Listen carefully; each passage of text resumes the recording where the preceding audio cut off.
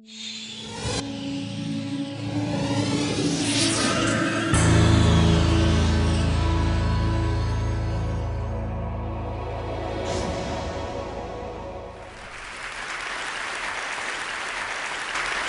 think we have to do something about a culture, a piece of the culture of medicine that has to change. And I think it starts with one physician, and that's me. And maybe I've been around long enough that I can afford to give away some of my false prestige to be able to do that. Before I actually begin the meat of my talk, let's begin with a bit of baseball. Hey, why not? You know, we're near the end. We're getting close to the World Series, right? We all love baseball, don't we? Baseball is filled with some amazing statistics, and there's hundreds of them. Moneyball is about to come out, and it's all about statistics and using statistics to build a great baseball team. I'm going to focus on one stat that I hope a lot of you have heard of. It's called batting average. So we talk about a 300, a batter who bats 300. That means that ball player batted safely, hit safely 3 times out of 10 at-bats. That means, hit the ball into the outfield, it drops, it didn't get caught, and whoever tried to throw to first base didn't get there in time, and the runner was safe. 3 times out of 10. Do you know what they call a 300 hitter in Major League Baseball? Good. Really good. Maybe an all-star. Do you know what they call a 400 baseball hitter? That's somebody who hit, by the way, 4 times safely out of every 10. Legendary. As in Ted Williams legendary, the last Major League Baseball player to hit over 400 during a regular season. Now let's take this back into my world of medicine, where I'm a lot more comfortable, or perhaps a bit less comfortable, after what I'm going to talk to you about. Suppose you have appendicitis, and you're referred to a surgeon who's batting 400 on appendectomies. Somehow this isn't working out, is it? Now, suppose you live in a certain part of a certain remote place, and you have a loved one who has blockages in 2 coronary arteries.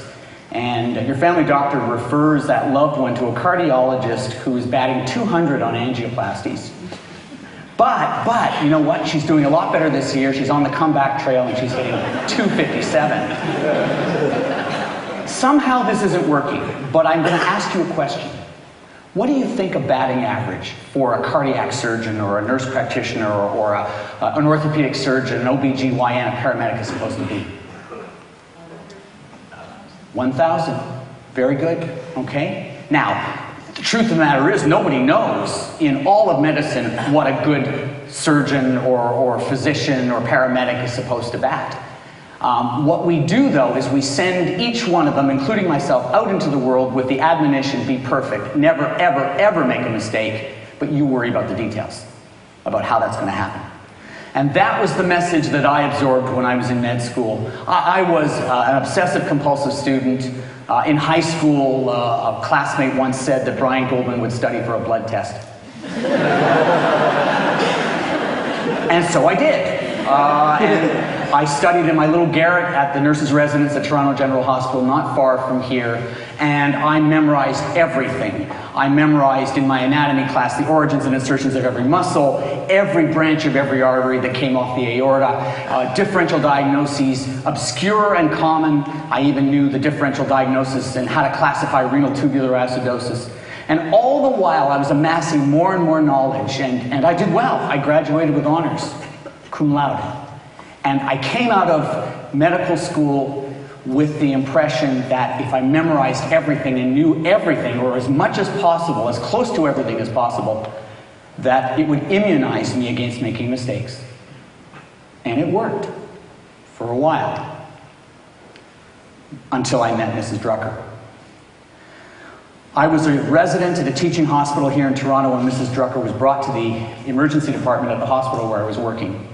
At the time, I was assigned to the cardiology service on cardiology rotation, and it was my job when the emergency staff called for a cardiology consult to see that patient in emerge and to report back to my attending. And I saw Mrs. Drucker, and she was breathless, and when I listened to her, she was making a wheezy sound, and when I listened to her chest with a stethoscope, I could hear crackly sounds on both sides that told me that she was in congestive heart failure. This is a condition in which the heart fails, and instead of being able to pump all the blood forward, some of the blood backs up into the lungs fill up with blood, and that's why you have shortness of breath. And that wasn't a difficult diagnosis to make. I made it, and I set to work treating her. I gave her aspirin, I gave her medications to relieve the strain on her heart, I gave her medications that we call diuretics, water pills, to get her to pee out the excess fluid. And over the course of the next hour and a half or two, she started to feel better. And I felt really good. And that's when I made my first mistake. I sent her home. Actually, I made two more mistakes. I sent her home without speaking to my attending. I didn't pick up the phone and do what I was supposed to do, which is to call my attending and run the story by him so he would have a chance to see her for himself. And he knew her. He would have been able to furnish additional information about her. Maybe I did it for a good reason, you know. Maybe I didn't want to be a high-maintenance resident. Maybe I wanted to be so successful and so able to take responsibility that I would do so and I would be able to take care of my attending's patients without even having to contact him. The second mistake that I made was worse. In sending her home, I disregarded a little voice deep down inside that was trying to tell me, Goldman, not a good idea. Don't do this. In fact, so lacking in confidence was I that I actually asked the nurse who was looking after Mrs. Drucker, do you think it's okay if she goes home? And the nurse thought about it and said, very matter-of-factly, yeah, I think she'll do okay. I can remember that like it was yesterday. And so I signed the discharge papers, and an ambulance came, paramedics came to take her home. And I went back to my work on the wards. All the rest of that day, that afternoon, I had this kind of gnawing feeling inside my stomach. But I carried on with my work, and at the end of the day, I packed up to leave the hospital and walked to the parking lot to take my car and drive home, when I did something that I don't usually do. I walked through the emergency department on my way home. And it was there that another nurse, not the nurse who was looking after Mrs. Drucker before, but another nurse said three words to me that are the three words that most emergency physicians I know dread. Others in medicine dread them as well, but there's something particular about emergency medicine because we see patients so fleetingly. The three words are, do you remember? Do you remember that patient you sent home? The other nurse asked matter-of-factly. Well, she's back, in just that tone of voice. Well, she was back all right. She was back in near death.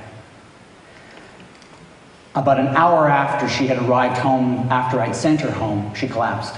And her family called 911, and the paramedics brought her back to the emergency department, where she had a blood pressure of 50, which is in severe shock. And she was barely breathing, and she was blue. And the emerge staff pulled out all the stops. They gave her medications to raise her blood pressure. They put her on a ventilator. And, you know, I was shocked and shaken to the core. And I went through this roller coaster because after they stabilized her, she went to the intensive care unit, and I hoped against hope that she would recover. And over the next 2 or 3 days, it was clear that she was never going to wake up. She had irreversible brain damage. And the family gathered, and over the course of the next 8 or 9 days, they resigned themselves to what was happening. At about the 9-day mark, they let her go. Mrs. Drucker, a wife, a mother, and a grandmother. They say you never forget the names of those who die, and that was my first time to be acquainted with that. Over the next few weeks, I beat myself up.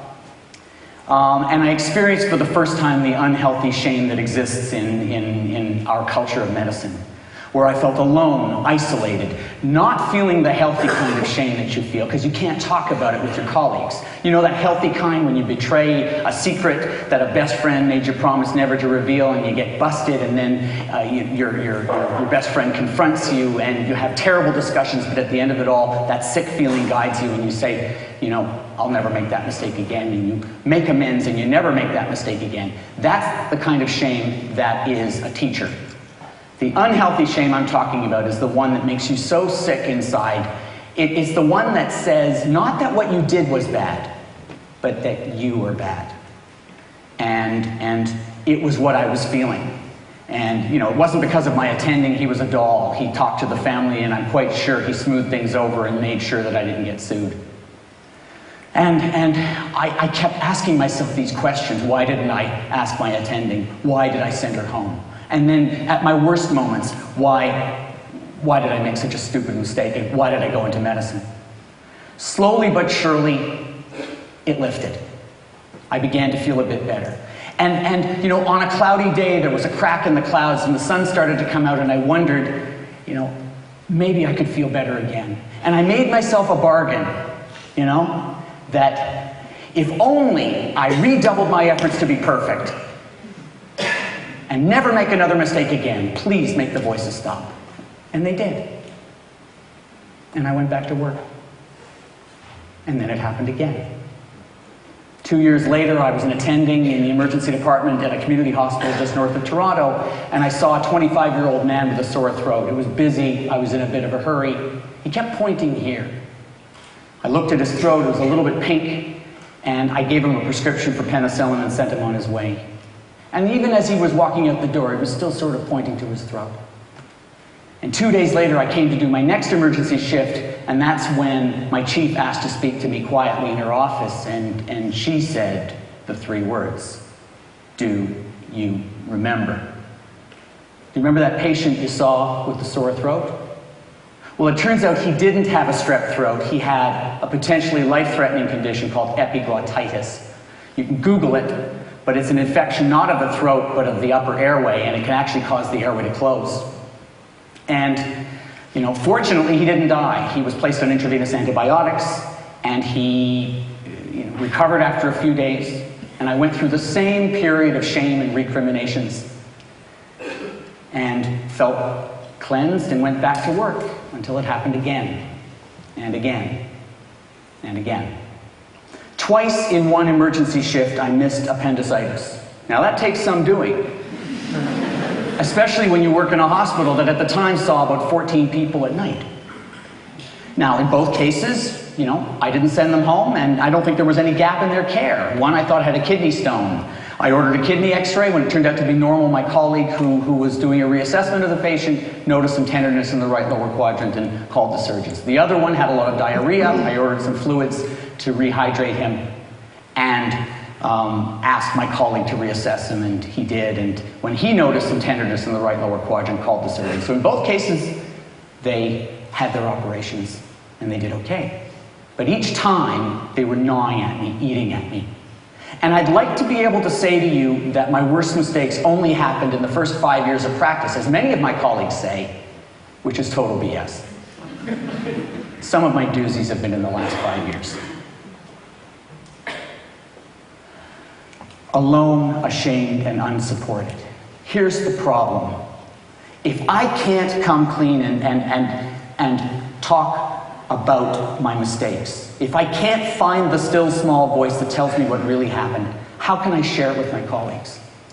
How can I teach them about what I did so that they don't do the same thing? If I were to walk into a room, like right now, I have no idea what you think of me. When was the last time you heard about somebody talk about failure after failure after failure? Oh yeah, you go to a cocktail party and you might hear about some other doctor, but you're not going to hear somebody talking about their own mistakes. If I were to walk into a room filled with my colleagues and ask for their support right now and start to tell what I've just told you right now, I probably wouldn't get through 2 of those stories before they would start to get really uncomfortable. Somebody would crack a joke, they'd change the subject, and we would move on.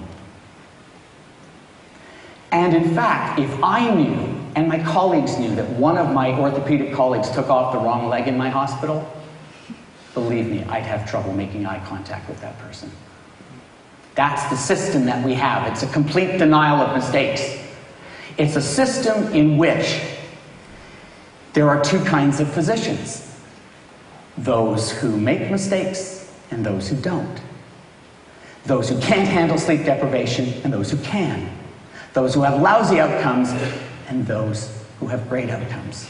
And it's almost like an immunological reaction, like the antibodies begin to attack that person. And we have this idea that if we drive the people who make mistakes out of medicine, what will we be left with but a safe system? But there are two problems with that.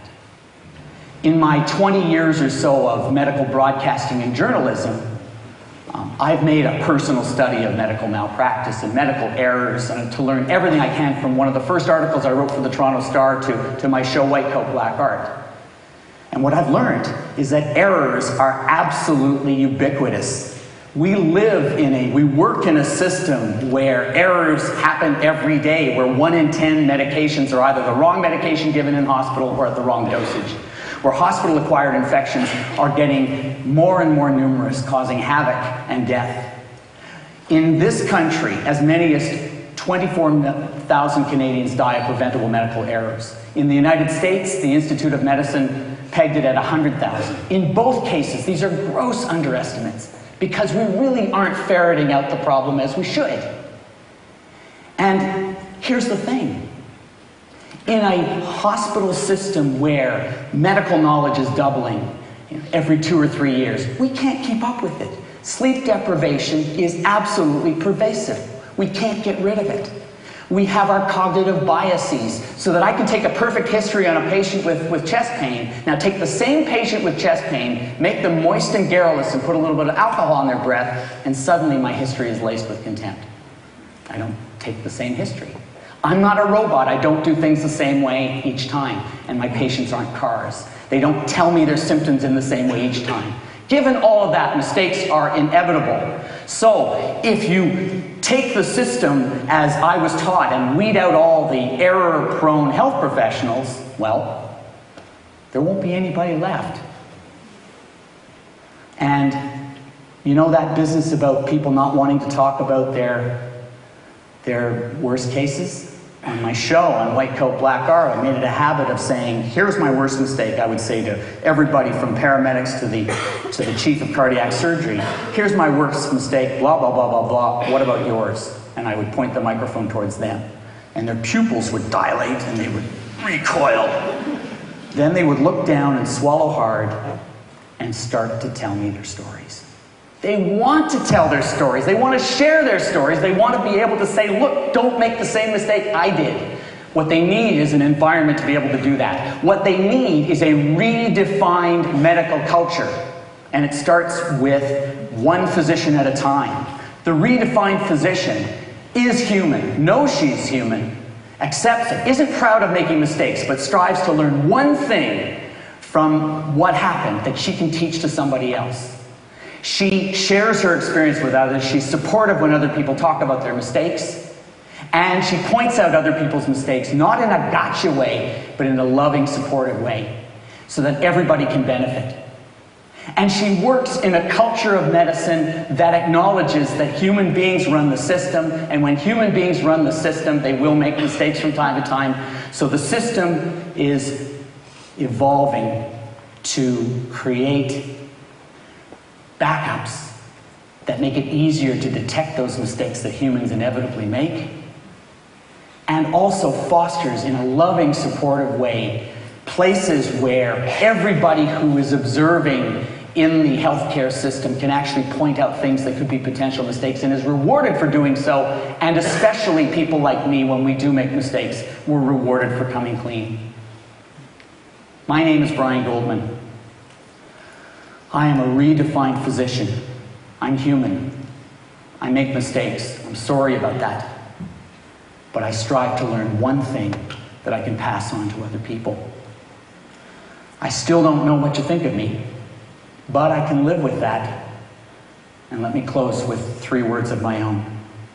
I do remember.